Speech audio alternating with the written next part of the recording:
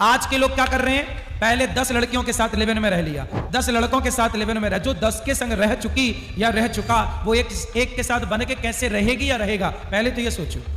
जो 10 जगह मुंह मार चुका है या चुकी है वो एक के साथ बंधेगी कभी या बंधेगा? इसलिए आज सबसे, आप कितना भी 21वीं सदी में जीने वाले लोग हैं, लेकिन आज आप रिश्तों में फेल हैं। लेकिन आज की लड़की उठाकर देखो बाजार में कितने परसेंट लड़की साफ है और कितने परसेंट लड़कियां चरित्रहीन हैं, कितने परसेंट समाज का लड़का चरित्रवान है और कितने परसेंट समाज के लड़के चरित्रहीन हैं। आपको बताने की क्या जरूरत है, एक आकलन है, हिसाब लगाइए। मैं बाल विवाह के पक्ष में नहीं हूं।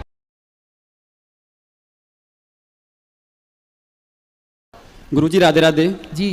गुरुजी मेरा क्वेश्चन बहुत सिंपल सा है बट थोड़ा अजीब है कि घर वाले मुझसे शादी करने के लिए बोलते हैं, बट मुझे थोड़ा सा डर लगता है इस चीज़ को लेके कि जैसे कि हम आजकल देख रहे हैं बहुत जल्दी डाइवोर्स हो जा रहे हैं। कुछ लोगों का कहना ये है कि उसमें रुपए बहुत मैटर करता है, लेकिन मैंने देखा बहुत से IAS PCS जैसे लोगों का भी डाइवोर्स हो चुका है। तो उसमें जब हम शादी करें तो मतलब मैं संतुष्ट कैसे हूँ कि जो अगली लड़की आएगी मेरे साथ वो ठीक होगी और मेरे घर सही से चलाएगी? इसका एक ही समाधान है जी गुरुजी, कि विवाह वहाँ करो जिस लड़की को आप बचपन से जानते हो, जो आपके आसपास की हो, जिसके साथ पहले के ज़माने में क्या था कि बच्चों का विवाह जल्दी हो जाता था। इसके पीछे का कारण जानते हो? जब लड़की 14 साल की होगी और 14 साल की कोई लड़की आपके घर दुल्हन बन के आ जाएगी तो उस समय तो वो बच्ची होगी। अब वो ससुराल में 14 साल से जब रहने लग जाएगी तो अपने आप उस परिवार को अपना मान लेगी, उस रिश्ते में प्रगाढ़ बंधन में बंध जाएगी। हाँ या ना? जी गुरुजी। पहले के लोग बड़े आने वाले टाइम पे देख लेना, लोग फिर जल्दी शादियां करना शुरू कर देंगे। क्यों? क्योंकि अब लड़कियां लाते हैं 25 साल की। अब 25 साल की लड़की 4 जगह वो मुंह मार चुकी होती है, सब नहीं पर बहुत। और वो 25 साल की जब तक आती है तो पूरी जवान होके आती है। जब जवान होके आएगी तो स्वाभाविक है कि वो अपनी जवानी कहीं ना कहीं तो वो उसकी जवानी फिसल जाएगी या जाएगी। जैसे कि अभी एक लड़के के संग हनीमून मनाने गई, परंतु वो किसी और के साथ वो रह चुकी थी, उसके साथ चक्कर था। वो ड्रमवाला केस अभी पुराना हुआ नहीं ज़्यादा। तो कुल मिला के पहले के लोग क्या करते थे, वो एक साइंस समझा रहा हूँ मैं, अब वो सही है कि गलत मैं इस पर नहीं जाता, पर एक कहानी सुनाता हूँ। पहले के लोग 14 साल की लड़की लाते थे। माना कि मैं कोई 14 साल की लड़की ले आया, तो 14 साल की लड़की जब मेरे संग रहेगी वहाँ घर पर, तो मैं उसे बेटी की तरह लाड़ करूँगा, वो मुझे पिता की तरह लाड़ करेगी, पिता की तरह मानेगी। और धीरे धीरे वो अपने माँ बाप का हाव भाव, परिवार का व्यवहार भूल कर वो इस परिवार में रम जाएगी। रम जाएगी कि नहीं? और फिर वो लड़की जो 14 साल से आपके घर में है वो क्या धोखा देने की सोचेगी? बोलो। जिसकी जवानी की शुरुआत आपके घर में, देखो जवान होकर आई तो वो अलग है, जो आपके घर में ही जवान हुई है उसका व्यवहार अलग होगा। इसलिए पहले के लोग क्या करते थे, जल्दी विवाह करते थे ताकि लड़की आपके ससुराल में, बचपन उसका वो खेल रही है ससुराल में, जब खेलेगी ही ससुराल में तो उसका मन लग जाएगा, सारी जिंदगी के लिए वो आपको स्वीकार कर लेगी। इस तरह से पहले के लोग करते थे। आज क्या करना चाहिए आपको कि उस लड़की से विवाह करना चाहिए जिस लड़की को आप जानते हैं। गुरुजी अगर ऐसा ना हो फिर जानते हैं मीन्स कोई आपके पिता के दोस्त की। पहले के लोग क्या करते थे, दोस्त क्या करते थे कि बोलते थे कि हमारा लड़का होगा या तुम्हारी लड़की, या तुम्हारा लड़का या हमारी लड़की, तो अपन एक दूसरे का ब्याह करके इस दोस्ती को रिश्ते में बदल देंगे। दोस्ती को किसमें बदल देंगे? रिश्ते में। तो आप पहले के लोग बहुत साइंटिफिक जीवन जीते थे, इसलिए पहले के लोग इन रिश्तों के मामले में सुखी थे। आज जितनी पढ़ी लिखी जनरेशन है आज रिश्तों के मामले में उतनी परेशान है। वो पहले अनपढ़ थे पर रिश्तों का डिसीजन आज के लोगों से बेहतर डिसीजन तब का था। हाँ या ना? जी गुरुजी। पहले के रिश्ते फ्लॉप नहीं थे, आज के रिश्ते फ्लॉप हैं। इसलिए आपके पिता, आपके परिवार, कहीं आसपास की वो लड़की जिसको आपके आसपास के लोगों ने बचपन से देखा हो, बचपन से देखी गई लड़की कि नहीं मैं इस लड़की को तो बचपन से जानता हूँ, ये तो सही है, ये तो ठीक रास्ते पर चल रही है, ऐसी लड़की हो। जो एक आजकल ऐप के द्वारा शादियाँ होती हैं, शादी.com, जानते ही नहीं कि कौन है वो। अब पता नहीं वो दुल्हन आई कि दुल्हन के रूप में आतंकवादी आ गई। अब ऐसी तो हुआ यहाँ पे जो अभी केस हुआ वो हनीमून वाला, वो क्या हुआ, वो एक उसके द्वारा उन्होंने शादी की थी, पारिवारिक वो एक समारोह करके, फिर लड़का देखा, ना वो लड़के को कभी जानते थे ना वो लड़की को कभी जानते थे, फोटो देखी और शुरुआत की और शादी कर दी। बाद में पता चला कि उस लड़की का किसी और के साथ चक्कर था। इसलिए कहता हूँ कि आज के ज़माने से ज़्यादा पुराने जमाने के लोग आपसे आज के लोगों से ज़्यादा समझदार थे। जो आप कहते हो ना बाल विवाह, देख लेना मेरी बात, मैं बाल विवाह के पक्ष में नहीं हूँ। तो जब एक लड़के को आज के ज़माने में देखो 18 साल का होते होते लड़का और लड़की आजकल जवान हो जाते हैं, 16, 17, 18, 3 साल, बोलो हाँ। इस जवानी में जब उसे लड़की पत्नी के रूप में, लड़का पति के रूप में मिल जाओ, दोनों एक साथ रहेंगे, तो बताओ फिर किसी और की तरफ देखने की ज़रूरत क्या पड़ेगी। आज तो लड़की लड़के एक दूसरे की तरफ, मतलब पराए मर्द पराई स्त्री की तरफ इसलिए देखते हैं क्योंकि समय से विवाह होता नहीं और जवानी समय से आती है। इसलिए पहले के लोग बहुत समझदार थे, जो जवानी प्रवेश करे तुरंत विवाह कर देते थे। मन भटकने का टाइम क्या, चलो बताओ, आप सब बताओ, लड़का और लड़कियों के मन भटकने का एक सही टाइम क्या है, उत्तर दो, सही उम्र, एज, सब लोग बताओ। 16 साल से लड़के और लड़कियों का मन जरूरत से ज्यादा चंचल होने लगता है। 17-20 साल थोड़ा ज्यादा, 18-20 साल तो बहुत ज्यादा, 19-20 तो चरम। ये 19 और 20 साल की आयु में बिल्कुल चरम में रहता है मन। और पहले के लोग इसी 16 साल में शादी कर देते थे। अब बताओ कि आज के लोग समझदार हैं कि पहले के लोग समझदार थे? पहले के लोग इतने समझदार थे कि लिव इन की जरूरत नहीं थी, अपनी पत्नी और अपने पति के साथ ही वो लिव इन में रहा करते थे। रहो, लिव इन रहो, कुछ भी यही रहो। आज के लोग क्या कर रहे हैं, पहले 10 लड़कियों के साथ लिव इन में रह लिया, 10 लड़कों के साथ लिव इन में रह, जो 10 के संग रह चुकी या रह चुका वो एक के साथ बंध के कैसे रहेगी या रहेगा, पहले तो ये सोचो। जो 10 जगह मुंह मार चुका है या चुकी है, वो एक के साथ बंधेगी कभी या बंधेगा? जी नहीं। इसलिए आज सबसे, आप कितना भी 21वीं सदी में जीने वाले लोग हैं, लेकिन आज आप रिश्तों में फेल हैं। आज का समाज रिश्तों में फेल हो रहा है कि नहीं? कितना भी आप डिग्रियां लाओ, डिग्रियां काम नहीं आ रही हैं। इसलिए मेरी सलाह है कि एक बार पुनः आत्ममंथन किया जाए कि पहले के लोग 16 साल में अपनी बेटी और अपने बेटों का विवाह क्यों करते थे। ये एक विचार का विषय है या नहीं? भाई इसी उम्र में लड़का भाग रहे हैं कि नहीं, लड़कियां यहां वहां भाग रही हैं कि नहीं? उन्हें तो कोई ना कोई पुरुष चाहिए। अब उन्हें यह नहीं पता कि लड़का सही है कि गलत है, लड़की को यह नहीं पता कि लड़का सही है, बस लड़का चाहिए क्योंकि वो उम्र है, उसे लड़की चाहिए क्योंकि वो उम्र है, उसे ये नहीं पता कि वो सही है या, क्योंकि ये उम्र अंधी है। जवानी कैसी होती है? अंधी जवानी, अंधी जवानी गलत निर्णय लेती है, लेकिन बुढ़ापा समझदार होता है, तजुर्बा होता है बुढ़ापे में। 40 साल का आदमी जितना तजुर्बे वाला होगा, 16 साल का लड़का लड़की उतने तजुर्बे वाली। इसलिए 40 साल के लोग अपने बेटा बेटी का ब्याह 16 साल में कर देते थे, क्योंकि उनका तजुर्बा, पता था उन्हें कि हमारी छोरी भटक ना जाए, छोरा भटक ना जाए, जो कि आज समाज में हो रहा। आज बड़े बड़े शहरों में जाइए, लड़का लड़की मधुमक्खी की तरह शाम को इकट्ठे बैठे रहते हैं, हर पार्क में लड़का लड़की बैठे हैं। क्या है ये? आप कह रहे हो कि नहीं जी हम मैच्योर समझदार लोग हैं, पढ़ी लिखी समाज है, समय पर 22 साल 25 साल 30 साल में आजकल ब्याह कर रहे हैं। तो बताओ, जो बंबई में समुद्र के किनारे पार्कों में, हर बड़े बड़े शहर की सुनसान गलियों में चले जाना, शाम को 5 बजे 6 बजे लड़के लड़की खड़े होंगे। क्यों खड़े हैं भाई साहब? ये वो खड़े होके क्या कर रहे हैं? अपना चरित्र बना रहे हैं कि बिगाड़ रहे हैं? और इनके बिगाड़ने वाले चरित्र में दोषी कौन है? वो माँ बाप जो कहते हैं कि नहीं विवाह की ये उम्र है। अरे भाई, तो तुम्हारे बाप दादे फिर मूर्ख थे क्या? तुम्हारे बाप दादे जो वर्षों से परंपरा चलाए 16 साल के विवाह की, क्या वो गलत थी? तो गलत थी मतलब तुम्हारे पूर्वज गलत थे। तुम सही हो तो तुम्हारे रिश्ते क्यों खराब हो रहे हैं? और पूर्वज गलत थे तो उनके रिश्ते सही क्यों चलते थे? पहले बुढ़ापे तक डोकरा डोकरी का प्यार था, 16 साल से प्यार शुरू होता था उनका, और 90 साल तक बुढ़ा बुढ़ी का प्यार चलता था। बोलो हाँ, हाथ पकड़ के चलते थे पुराने बूढ़े। तुम्हारी नानी, तुम्हारे नाना, तुम्हारी दादी, तुम्हारे दादा। क्या तुम्हारी नानी चरित्रहीन थी? क्या तुम्हारी दादी चरित्रहीन थी? लेकिन आज की लड़की उठाकर देखो बाजार में, कितने % लड़की साफ है और कितने % लड़कियां चरित्रहीन हैं। कितने % समाज का लड़का चरित्रवान है और कितने % समाज के लड़के चरित्रहीन हैं। आपको बताने की क्या जरूरत है? एक आकलन है, हिसाब लगाइएगा। राधे राधे गुरु जी। क्या समझ में आया? समझ में यही आया कि जैसे कि आपने बताया कि उसी लड़के से शादी करें जो जान पहचान की हो। सही। एक बार क्या हुआ कि शंकर जी माता सती को लेकर अगस्त ऋषि के आश्रम में गए और वहां सुंदर सी कथा हुई। भगवान शंकर कथा सुने, अगस्त ऋषि ने कथा सुनाई। अच्छा, कथा सुन रहे हैं माता सती और शंकर जी। जब कथा पूरी हुई तो शंकर जी ने ऋषि को प्रणाम किया, विदा हुए। फिर क्या हुआ? शंकर जी को राम का दर्शन हो गया रास्ते में। उस समय त्रेता युग ही था, रावण सीता माँ को चुरा चुका था, राम खोज रहे थे सीता कहाँ हो, सीता कहाँ हो, सीता कहाँ हो। तो शंकर जी ने तो प्रणाम किया कि वाह प्रभु, आपकी अभी अभी हमने कथा सुनी है और अभी अभी आपका दर्शन हो गया। कथा सुनने का फल क्या है? बोले राम की कथा सुनी है तो राम की कथा का फल है राम जी का दर्शन हो जाना। तो अब राम जी का दर्शन शंकर जी को हो गया।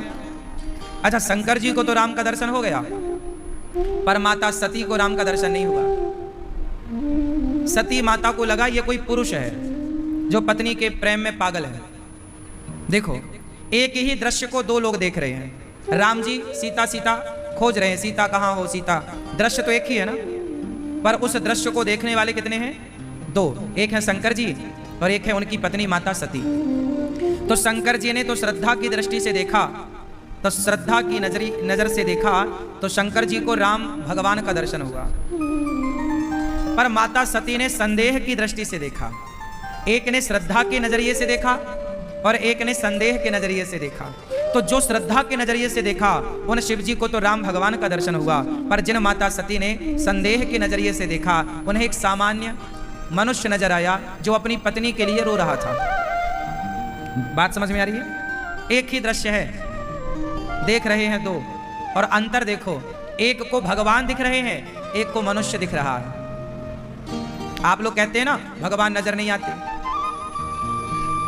शंकर जी को तो भगवान नजर आ रहे हैं, माता सती को मनुष्य दिख रहा है। क्यों? एक के अंदर श्रद्धा है, एक के अंदर संदेह है। जब तक भगवान शंकर की तरह श्रद्धा से ना देखा जाए तब तक भगवान का दर्शन नहीं हो सकता। भगवान को देखने के लिए शंकर जी जैसी श्रद्धा चाहिए, इसलिए शंकर जी का नाम ही है श्रद्धा विश्वास रूपिण। शंकर जी श्रद्धावान है। माता सती को संदेह हुआ। क्या हुआ? सती उदास। जय सच्चिदानंद जग पावन, अस कही चले मनोजन सावन। सती जी ने कहा आप किसे प्रणाम कर रहे हैं? शंकर जी बोले राम भगवान है, अभी अभी इनकी कथा सुनकर आई हो। सती बोली ना, ये भगवान नहीं हो सकते। अब सती को संदेह जम के बैठ गया ना, कस के जकड़ लिया संदेह ने। अब खूब समझाया शंकर जी ने, शंकर जी बहुत समझाए, पर जब नहीं समझ में आया माता सती को तो शंकर जी को हंसी आ गई। अब आप बताओ कि शंकर जी हंसे क्यों? पत्नी नहीं समझ रही है, समझा रहे हैं। अब जब नहीं समझता ना कोई तो गुस्सा आता है। आप समझाओ और ना समझे तो आपको क्या आएगा? जोर से। पर शंकर जी को हंसी आई। बताओ शंकर जी हंसे क्यों?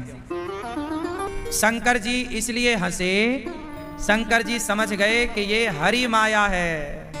मेरी पत्नी मेरी बात नहीं समझ रही है, मतलब ये प्रभु की माया है, कोई खेल कोई लीला करने वाले हैं भगवान, कोई लीला है। अब जब आपका बेटा आपकी बात ना समझे, आपकी बहू आपकी बात ना समझे बार बार समझाने पर, तो समझ लो हे प्रभु आपकी कोई लीला है। अब भगवान कोई लीला रचेंगे, हाँ या ना?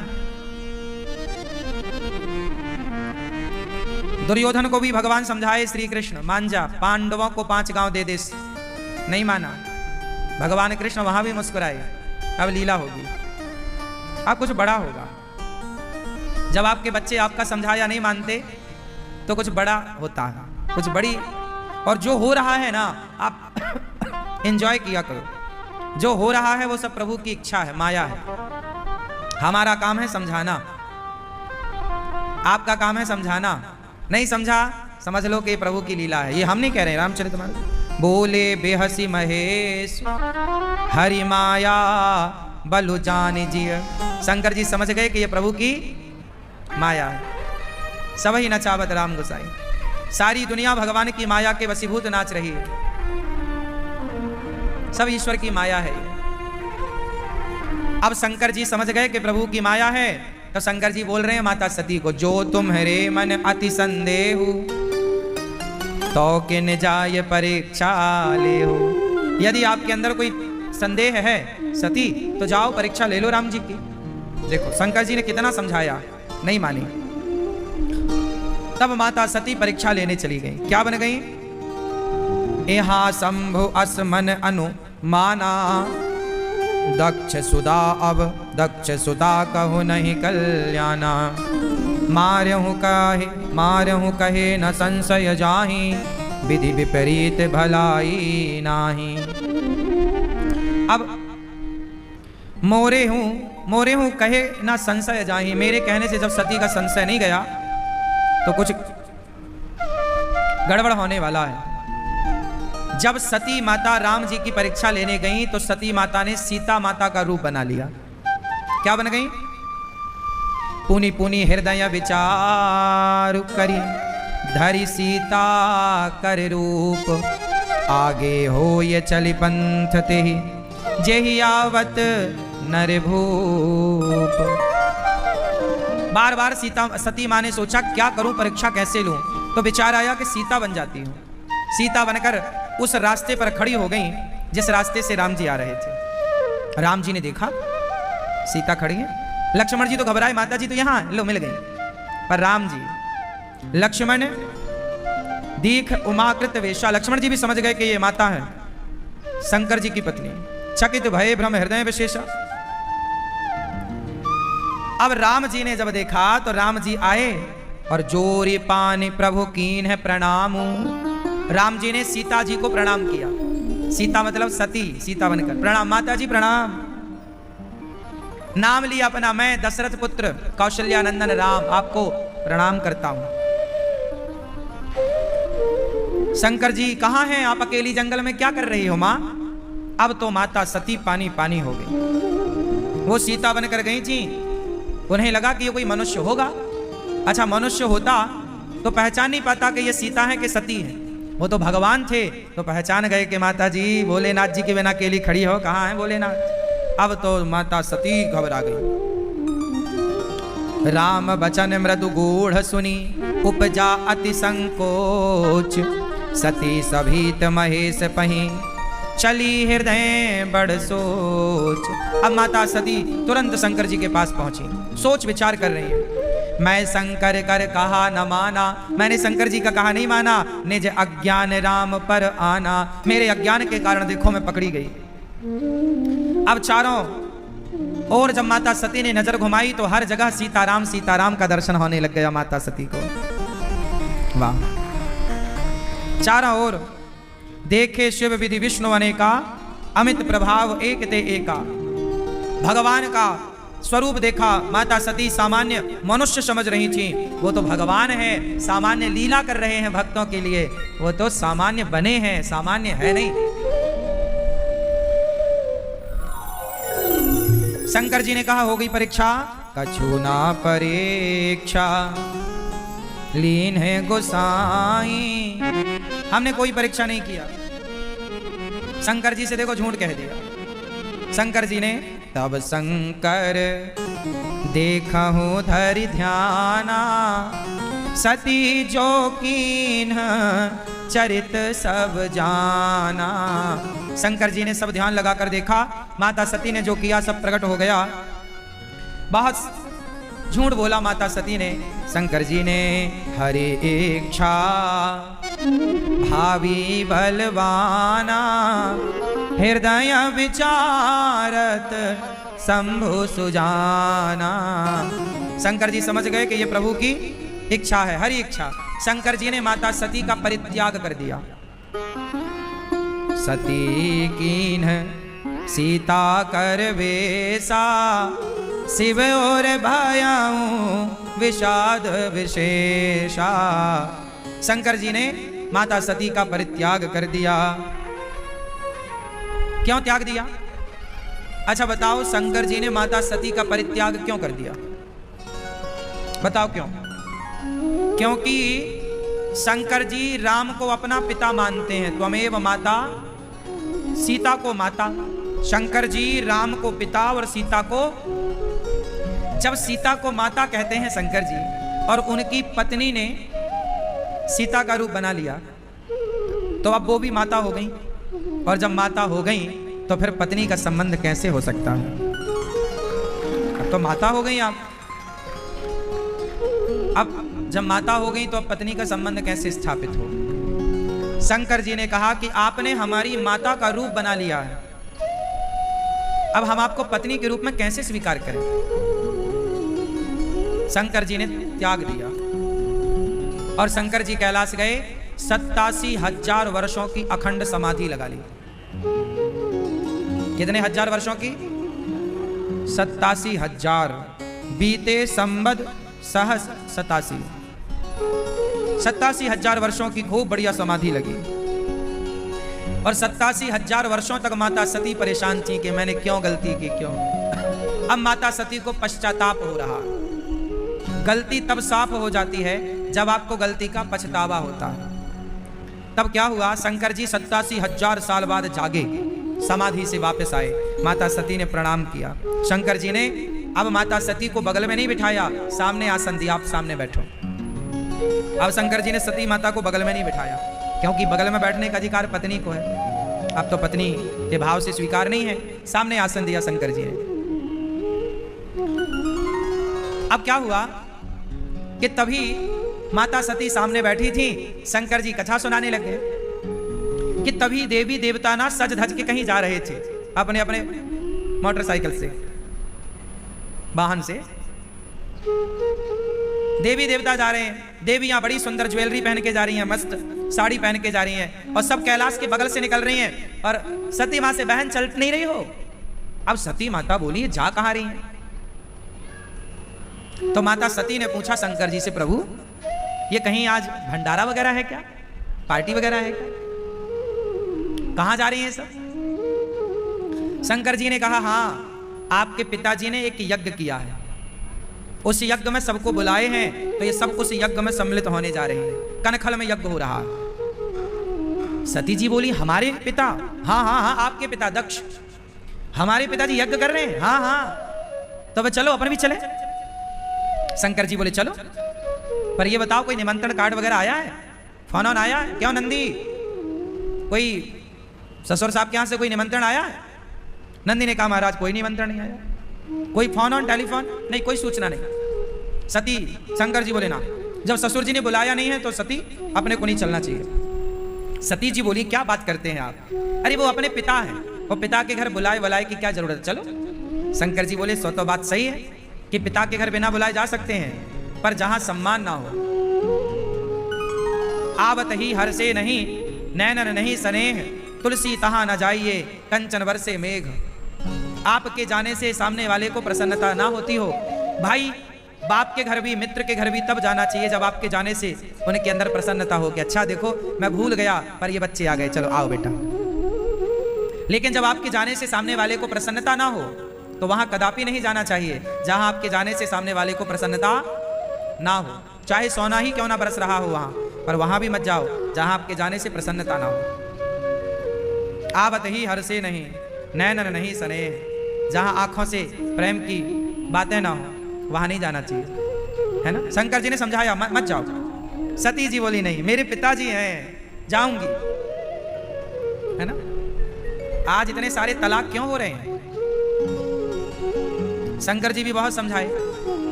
पर शंकर जी समझाए, माता सती नहीं मानी, गई नहीं। अच्छा, सती ने एक सवाल किया कि आखिर सबको बुलावा गया हमारे पिता की ओर से, तो अपने घर बुलावा क्यों नहीं आया? तब शंकर जी ने बताया कि आपके पिता मुझे पसंद नहीं करते। कैसे? तो एक घटना घटी थी शंकर जी के साथ, वो घटना सुना दी शंकर जी ने। शंकर जी ने कहा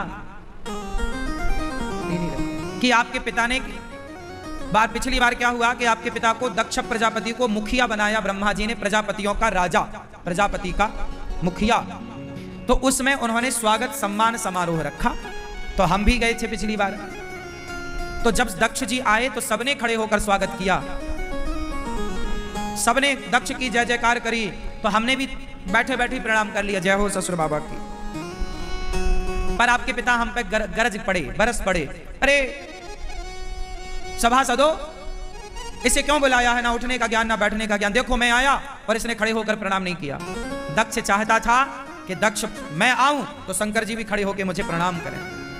शंकर जी ने बोला मैंने प्रणाम किया पर बैठे बैठे कर लिया, कि दिखावे में क्या रखा है, अंदर श्रद्धा होनी चाहिए, खड़े और बैठने से कुछ नहीं होता। बात सही है। पर अभिमानी तो अभिमानी होता है, अभिमानी तो ये देखता है कि मेरा कितना सम्मान हुआ, कितना अपमान हुआ। लो भैया, दक्ष प्रजापति ने भरी सभा में शंकर जी को गालियां देनी शुरू कर दी। इसे क्यों बुलाया? वो तो ब्रह्मा जी के कहने से मैंने अपनी बेटी का ब्याह इससे कर दिया। ये शिव जो है ये तो शमशान में रहता है, मेरी बेटी का तो जब से ब्याह किया जीवन खराब कर दिया इसने। भभूति रमाता, क्या क्या गालियां पे गालियां, भरी सभा में खूब अपमानित किया दक्ष प्रजापति ने। पर धन्य है शंकर जी, कोई पलटकर जवाब नहीं दिया। शंकर जी चाहते तो एक दृष्टि डाल देते ना तो दक्ष जल के राख हो जाता। एक बार जरा नजरें घुमाकर शंकर जी देख लेते तो दक्ष जल करके राख हो जाता। पर वो सर्व सामर्थ्य शंकर जी अपना अपमान सहते रहे। क्यों? क्योंकि ये मेरी पत्नी के पिता हैं, इसलिए मैं पलटकर जवाब नहीं दूंगा। मेरी पत्नी मुझे बहुत प्रिय है और मेरी प्रिय पत्नी के ये पिता हैं। शंकर जी ने पलटकर जवाब नहीं दिया। माता सती दक्ष के यज्ञ में गई, पति का अपमान देखकर माता सती जलकर भस्म हुई और माता सती दक्ष के यज्ञ में योग अग्नि में भस्म हो गई। योग अग्नि में शंकर जी ने दक्ष के यज्ञ को वीरभद्र के द्वारा यज्ञ को विध्वंस कराया। दक्ष का सिर काट के हवन कुंड में डाला गया। बाद में दक्ष का सिर बकरे का लगाया गया, यज्ञ पूरा हुआ। माता सती का जलता शरीर लेकर शंकर जी दौड़े। जहां जहां माता सती का जलता शरीर का अंग का टुकड़ा गिरा, एक एक शक्ति पीठ बनती चली गई। बाद में वही सती माता पार्वती बनकर प्रकट हुई, हिमालय की बेटी बनकर। और तब भगवान शिव बारात लेकर गए और शिव जी का माता पार्वती से विवाह संपन्न हुआ।